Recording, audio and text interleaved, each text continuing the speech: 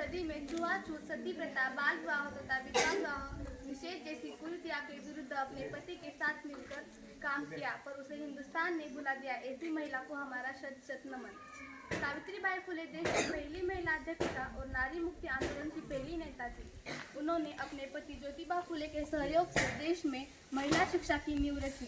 सावित्रीबाई फुले एक दलित परिवार में जन्मी महिला थी, लेकिन उन्होंने 19वीं सदी में महिला शिक्षा की शुरुआत के रूप में घोर ब्राह्मण्यवाद के वर्चस्व की सीधी चुनौती देने का काम किया।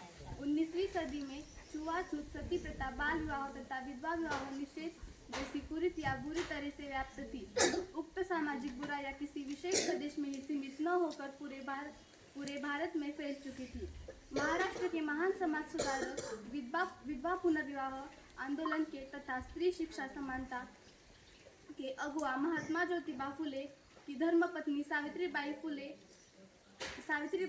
ने अपने पति के सामाजिक कार्यों में न केवल हाथ बटाया बल्कि उनका कई बार मार्गदर्शन भी किया। सावित्रीबाई का जन्म महाराष्ट्र के सतारा जिले में नायगांव नाम के छोटे से गांव में हुआ। महात्मा फुले द्वारा अपने जीवन काल में किए गए कार्यों में उनकी धर्मपत्नी सावित्रीबाई का योगदान काफी महत्वपूर्ण रहा, लेकिन फुले दंपति के कामों का सही लेखा जोखा नहीं किया गया। भारत के पुरुष प्रधान समाज ने इस तथ्य को स्वीकार नहीं किया कि नारी भी एक मानव है और पुरुष के समान उसमें भी बुद्धि है, उसका भी अपना कोई स्वतंत्र व्यक्तित्व है। भारत में नारी शिक्षा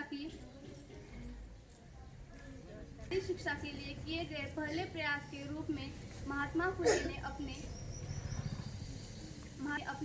खेत में आम के पेड़ के नीचे विद्यालय शुरू किया। यही स्त्री शिक्षा की पहली प्रयोगशाला भी थी, जिसमें सगुनाबाई, श्री सागर और सावित्रीबाई विद्यार्थी थी। उन्होंने खेत की नदी में टहनियों की कलम बनाकर पढ़ना शुरू किया। शिक्षणाच्या स्वर्गाचे जिने उघडले द्वार 30 सावित्री आज जगाची शिलेदार जयंती। मस्त।